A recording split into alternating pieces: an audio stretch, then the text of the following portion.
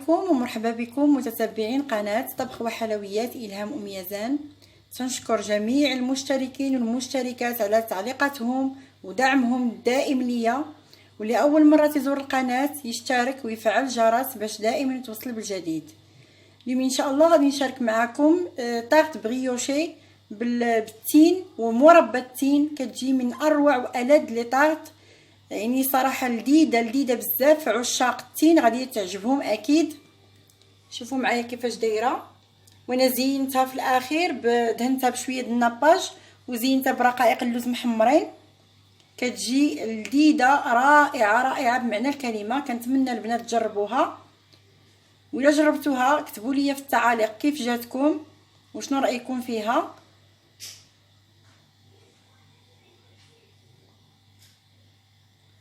وما تنسونيش في لي لايك، وشكرا على المتابعه.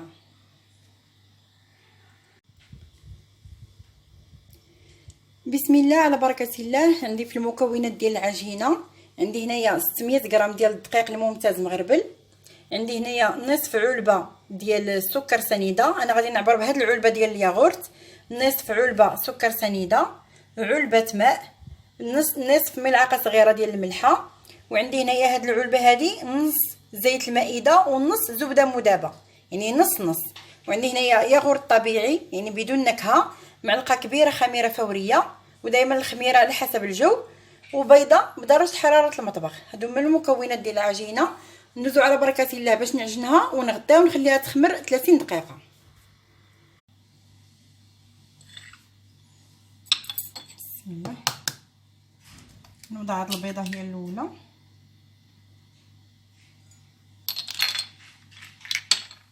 مع السكر،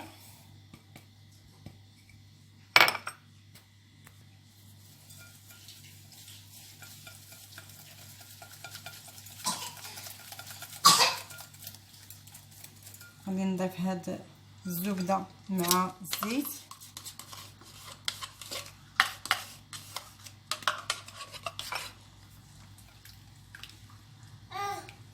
العلبه ديال الماء،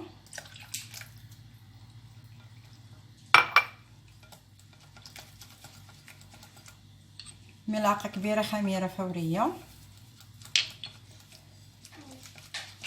دابا حيت الجو سخون درت غير معلقه، الا كان الجو بارد ديروا 2 معالق.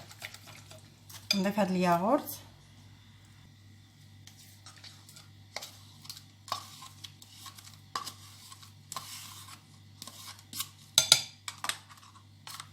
صافي، ونخلط المكونات السائله كلها مع بعض. عاد نبدا نضيف الدقيق تدريجيا حتى تجمع ليا العجينه، ولكن تتبقى رطبه.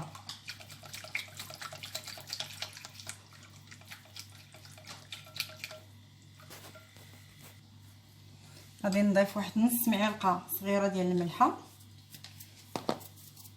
صافي. وغادي نبدا نضيف الدقيق تدريجيا. هذا راه الدقيق عندي مغربل، ونبدا نخلط حتى تجمع ليا.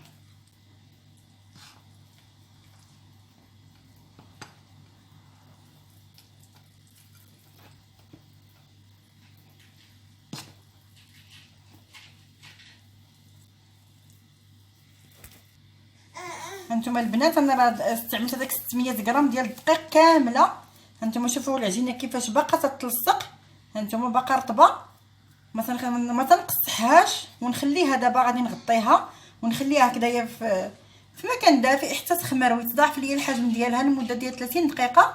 عاد نرجع باش نكمل معكم الوصفه ان شاء الله.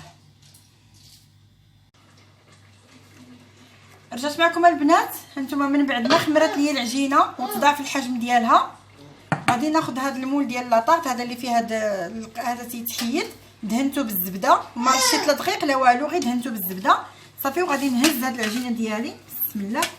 الملمس ديالها غزال بزاف.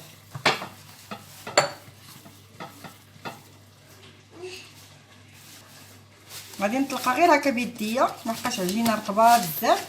غادي نطلقها مزيان هكذا بيديا، ونحاول نرققها لحقاش مازال غادي تخمر وتعاود تنفخ في الفران.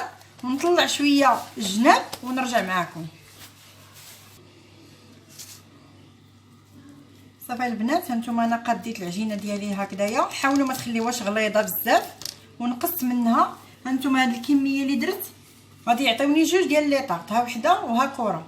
يعني الا بغيتوها تستعملوها ديروا جوج، ما بغيتوش تستعملوها صافي غلفوها ببابي سولفوريزي وديروها في المجمد. هاد العجينه هذه راه كتصلح لبزاف ديال الفطائر الحلوه، وممكن تستعملوها حتى في المالح. يعني تنقصوا الكميه ديال السكر، ديروا غير معلقه وحده كبيره وديروا معلقه صغيره ديال الملحه وتستعملوها في فطائر مالحه ولا هكذا دي طارط بريوشي مالحين، غادي تجي عجينه روعه روعه. صافي دابا انا غادي نقادها مزيان، عاد ندوز باش نصايب الحشوه. صافي من بعد ما قديتها دابا مزيان غادي نعمل فيها واحد الثقوب هكذايا باش ما تنفخش بزاف في الفران.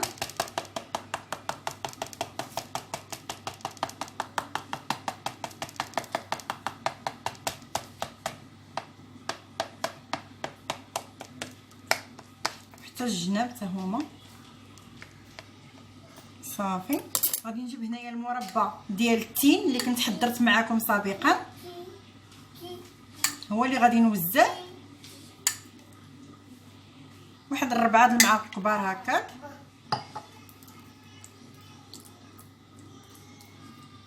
ولا بغيتو تعوضوه بشي مربى اخر ممكن، ولكن عرفتي بهذا المربى ديال التين تتجي خطيره خطيره.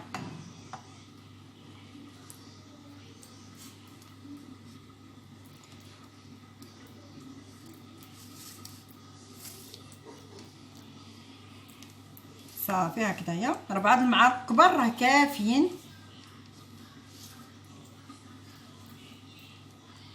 صافي دابا انا عندي هنايا هذا التين الاخضر، انا نقيته. اللي بغى يخليه بالقشره ديالو يخليه على حسب كل واحد والذوق ديالو. بغيتو تخليوه هكذا بالقشره، بغيتو تنقيوه اللي عجبكم.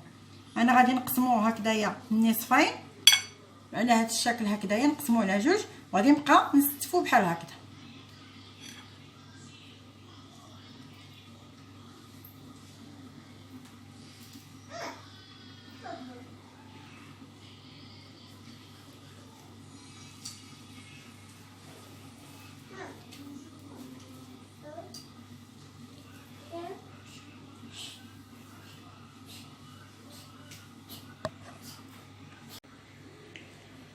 هانتوما البنات انا كملت التشكيل ديال الطورطه ديالي. شوفوا كيف كيجي المنظر ديالها، الصراحه زوين زوين بزاف.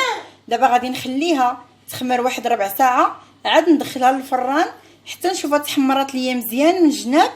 صافي هي غطيب غير من التحت، ما غاديش نحمرها انا من الفوق. نشوفها تحمرات ليا غادي نعرفها راها طابت. صافي نخرجها ونقدمها لكم ان شاء الله.